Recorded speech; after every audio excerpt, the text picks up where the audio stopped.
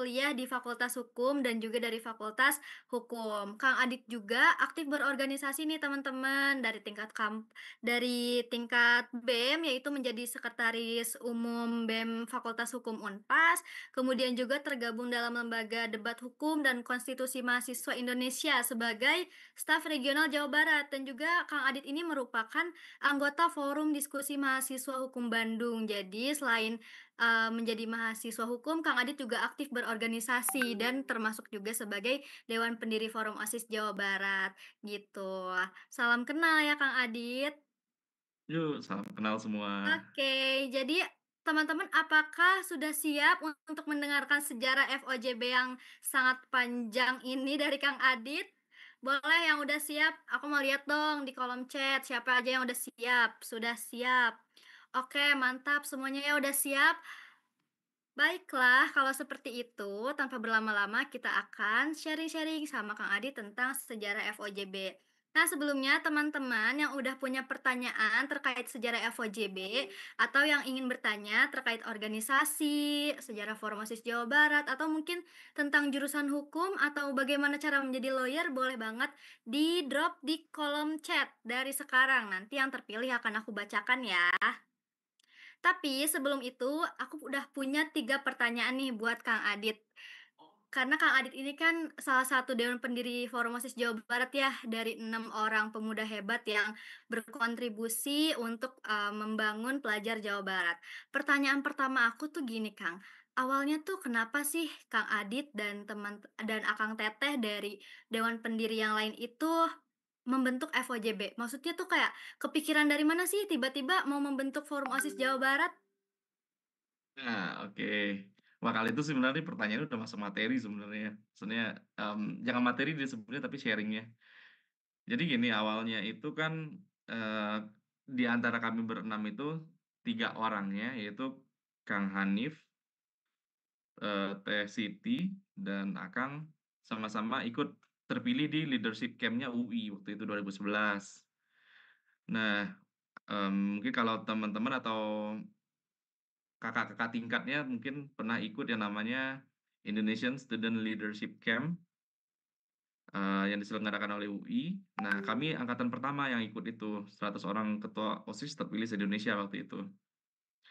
Nah, pada saat pelatihan kepemimpinan itu berlangsung, di sesi terakhir itu kami di-challenge untuk membuat suatu wadah, di mana ketua OSIS bisa berkumpul, untuk berkontribusi untuk melakukan hal yang lebih hebat yang berdampak gitu. Tentunya sesuai dengan kapasitas kita sebagai ketua OSIS waktu itu. Nah, akhirnya dibentuklah yang namanya Forum OSIS Nusantara. Nah, pada saat Forum OSIS Nusantara dibentuk pertama kalinya, terpilihlah ketuanya, yaitu namanya Abdul Jabar Jawadur Rahman, Mas Jawad. Itu waktu itu dia dari SMA Negeri 3 Malang. Terus, Akang sendiri terpilih sebagai sekretaris forum, dan Kang Hanif, terpilih sebagai bendaharanya waktu itu. Nah, selesai kegiatan di UI, kami semua kan kembali lagi ke daerah masing-masing.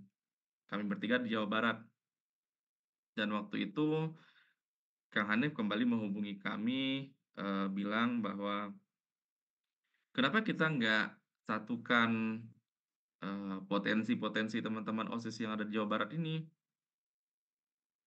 Ini bisa melakukan sesuatu yang besar loh, bisa berdampak ke semuanya juga," gitu. "Jangan cuma di tingkat ketua OSIS aja seperti yang kita lakukan di ISLC," katanya. Ya udah akhirnya, kami bersepakat, berkumpullah kami pertama kali waktu itu. Di situlah bertemu dengan 3 orang lagi, ada namanya Kang Wildan, Kang Rizky, dan Kang Dede Anggi. Berkenalan kami di situ berenam, kebetulan juga ternyata Kang Hanif ini dulu Sumedang itu, sudah punya forum OSIS dulu, namanya POS, Persatuan OSIS Sumedang Tandang. Nah, teman-teman di POS inilah yang jadi panitia penyelenggara untuk musyawarah pembentukan forum OSIS Jawa Barat, gitu. Ya, cita-citanya sih gini, kalau seandainya ada 6 orang yang punya latar belakang yang berbeda, potensi yang berbeda, bisa menghasilkan suatu gagasan yang bagus, apalagi kalau misalnya kita berkumpul lebih banyak lagi gitu. Ditambah kita sesama-sama juga anak OSIS, sehingga eh, keinginan untuk berkontribusi, bekerja sama, bersinergi, itulah yang akhirnya melahirkan Forum OSIS Jawa Barat. Gitu. Itu jawabannya, Najmi. Oke, terima kasih banyak Kang Adit atas jawabannya. Jadi ternyata teman-teman, awalnya itu dari ISLC ya berarti Kang Adit? Hmm, Wow, berarti Kang Adit ini salah satu dari 100 ketua OSIS terbaik. Boleh dong teman-teman kasih emot applause buat Kang Adit? Bisa nggak ya? Aku mau coba deh. Oke, aku bisa. Keren banget, 100 ketua OSIS terbaik se-Indonesia dan, setahu aku seleksi SLC juga cukup sulit ya, Kang, persyaratannya dan lain sebagainya. Bahkan sampai sekarang pun masih banyak ketua OSIS yang memang pengen banget nih masuk ISLC. Dan, jujur aku juga baru tahu ternyata awalnya itu dari challenge di ISLC itu, gitu.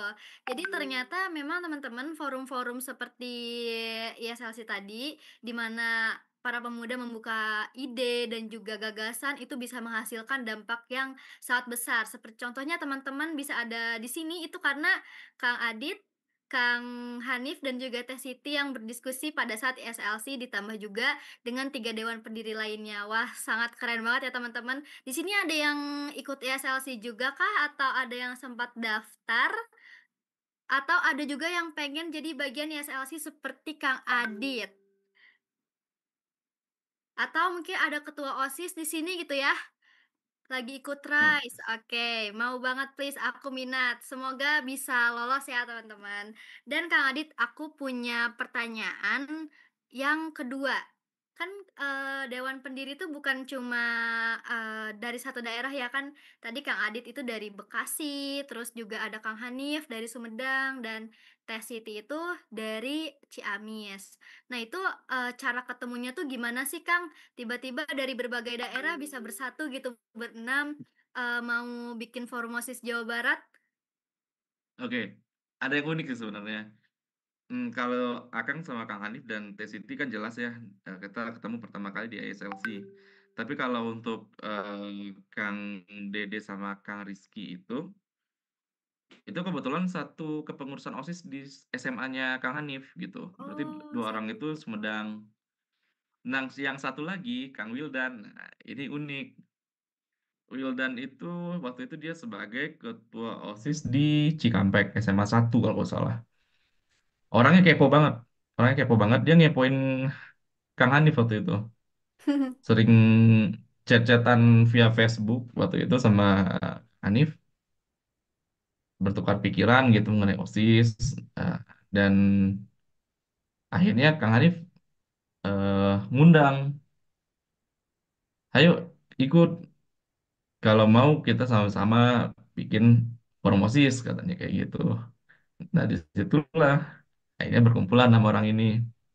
Tapi sebenarnya sebelum itu ada satu orang lagi dari Sumedang juga yang Siapa tuh, Kang? membersamai kita juga waktu di awal-awal itu, namanya Kang Toro. Itu juga temannya Kang Hanif juga. Cuman bedanya adalah Kang Toro waktu itu dia lebih memilih untuk setelah lulus SMA dia bekerja kayak gitu. Jadi akhirnya yang existing ya 6 orang gitu. Oke, berarti komunikasinya tuh lewat chat Facebook gitu ya, Kang, antara berenam itu? Iya, lewat Facebook, Waduh. lewat Line waktu itu. Oh, masih pakai Line. Oke, terus kalau Iya. misalnya mau ketemuan itu berarti semuanya ke Bandung, Kang, atau ganti-gantian? Misal, sekarang ke Bekasi, nanti ke Ciamis, nanti ke Bandung gitu. Pas di awal-awal tuh di Bandung sih, pasti titik tengahnya di Bandung karena kami semua kebetulan kuliahnya juga di Bandung.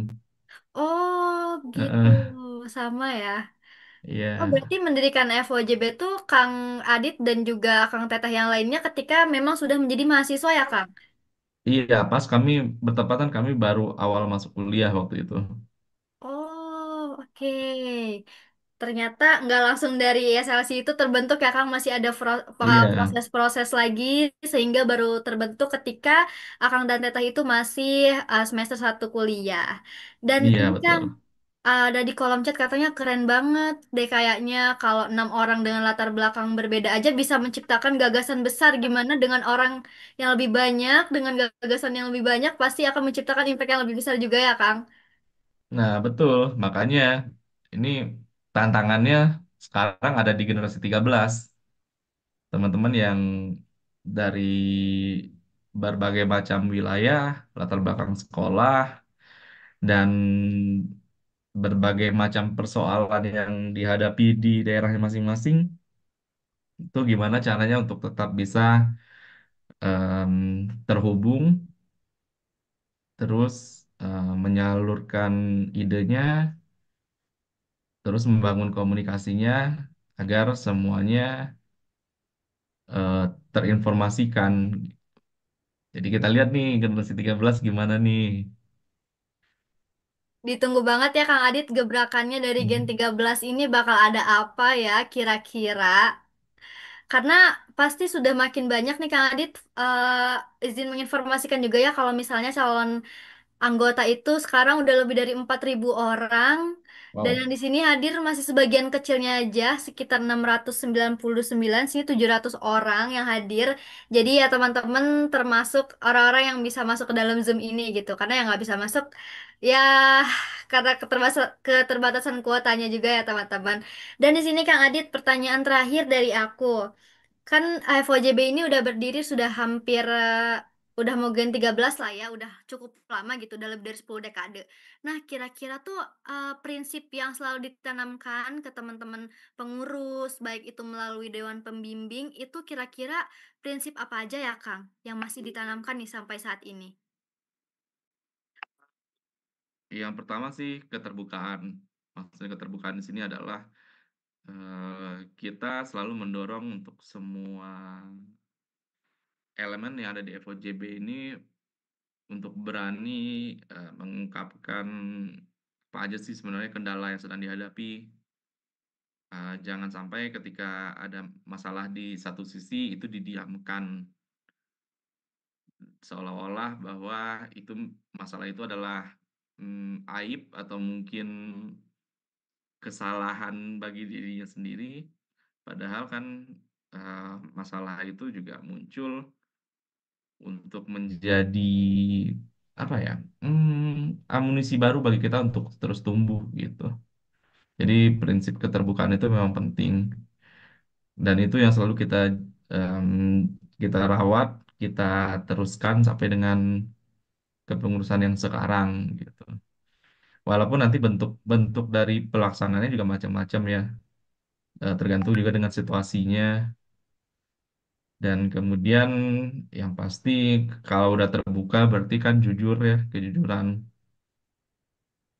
berani untuk berbicara. Ketika berani untuk berbicara, berani untuk eh, membuktikan.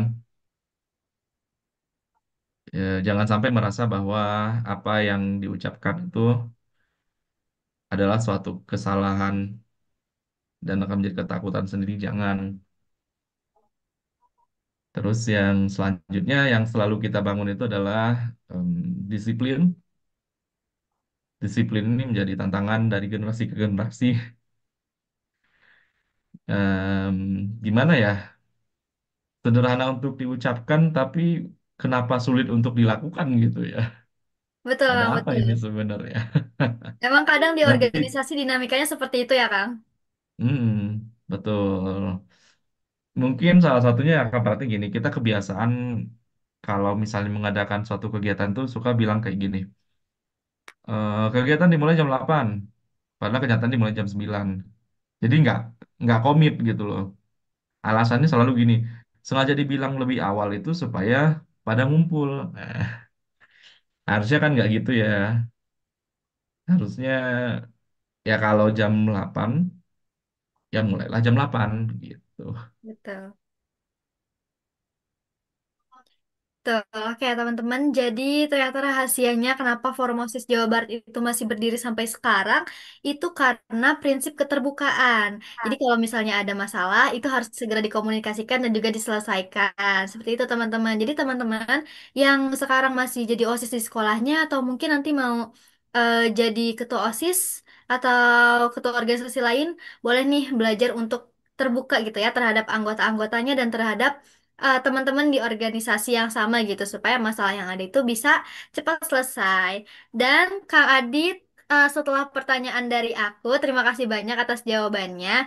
Di sini aku mau manggil teman-teman yang ingin bertanya dengan on mic. Boleh dong yang mau nanya langsung raise hand biar aku pilih. Berapa orang ya? Oke, udah ada 4 orang, 5 orang. Wah, banyak banget nih kayaknya. Siapa yang akan aku pilih dulu ya? Tadi yang pertama Raisen itu ada Haikal Kamil Syaifuddin dari Kabupaten Bandung ya. Halo Haikal.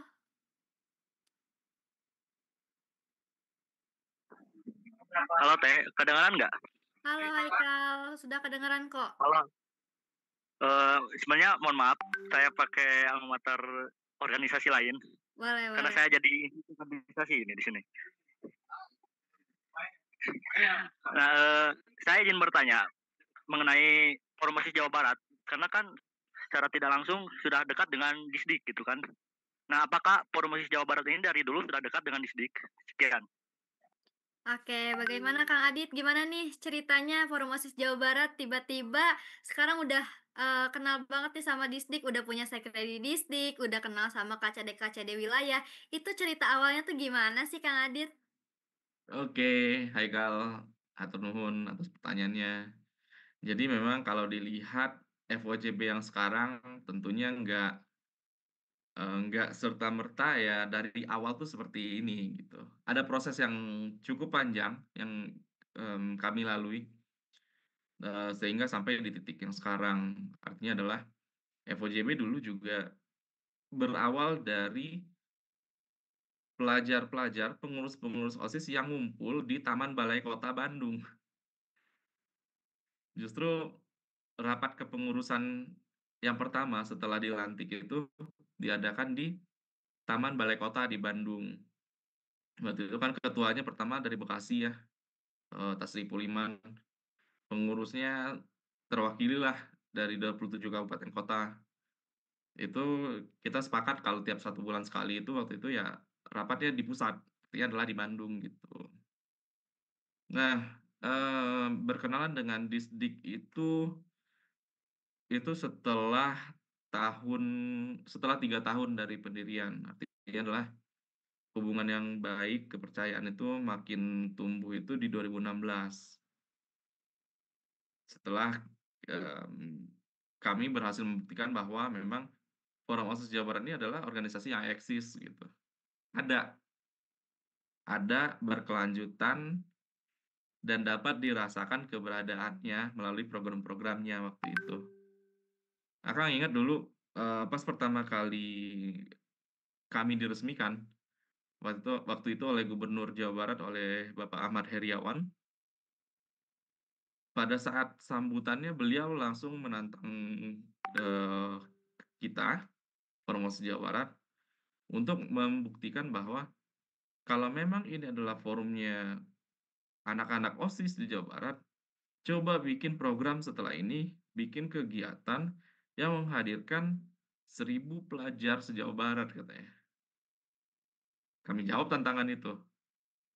3 bulan kemudian, di bulan April, ya seingat Akang April atau Maret atau April itu, eee, lahirlah program kerja FOJB yang pertama, yaitu One Day Training. Waktu itu diselenggarakan di Pusdai. Yang hadir waktu itu adalah 1.500 pelajar, pengurus OSIS se-Jawa Barat. Terbukti, gubernur datang lagi pada waktu itu, Kang Aher datang lagi, baru di situ ada ya semacam apresiasi, pengakuan bahwa memang, oh iya ini adalah, forumnya anak-anak OSIS gitulah. Kemudian kita nggak hanya diam di situ, nggak berhenti sampai di situ. Kami waktu itu disebutnya bukan pendiri tapi adalah pembimbing yang berenam ini. Di situ kami sadar bahwa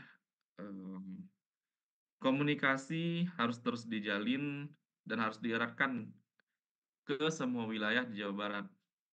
Makanya setelah One Day Training itu, barulah muncul namanya program FOJB yang kedua, yaitu Roadshow. Roadshow itulah kami, pembimbing dan juga pengurus inti, berkeliling ke 27 kabupaten kota se-Jawa Barat. Waktu itu yang pertama kali kami datangi adalah Kabupaten Kuningan. Ke situlah kami pertama kali, "Biayanya dari mana, Kang?" Gitu kan. "Biayanya ya swadaya aja. Kami pembimbing aja patungan," kayak gitu. Ya memang kalau dipikir-pikir sih waktu itu emang nggak ada duit ya sebenarnya, tapi ya karena punya keinginan yang kuat, semangat yang kuat, dan keyakinan bahwa memang, yang kita lakukan ini adalah hal yang benar loh. Suatu saat bakal ada hal besar yang bisa dilakukan gitu, atau minimal siapa yang hadir, siapa yang terlibat di dalamnya, eee, akan membawa bekal lah sedikit banyaknya, pengalaman yang baik gitu. Ya maka dari situ kita lanjut terus. Itulah program, roadshow. Kami datang ke salah satu sekolah di kabupaten kota tersebut, itu yang jadi penyelenggaranya, jadi tuan rumahnya. Di situlah kami sharing mengenai, eee, Forum OSIS Jawa Barat. Kami sharing kenapa kami berdiri, tujuan kami apa, dan waktu itu juga nggak semua daerah juga yang bisa menerima waktu itu.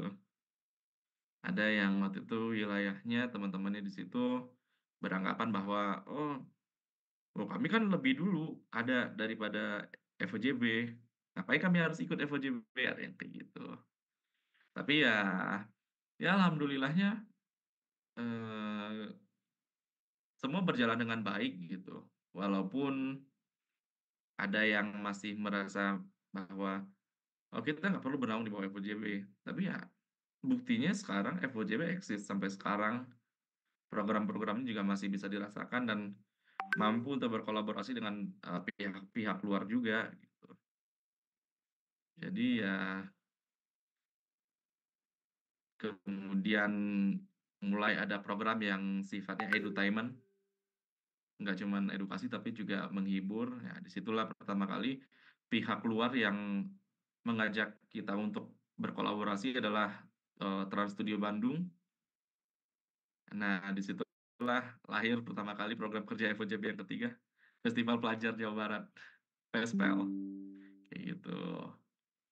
Nah pasca dari FESPEL itulah, eee, kami juga terus membangun komunikasi dengan pemerintah provinsi dan pemerintah daerah, dan kemudian sambut baik, kemudian mulai dikenal, disambut baik oleh Pemprov melalui Sekda waktu itu, Sekretaris Daerah.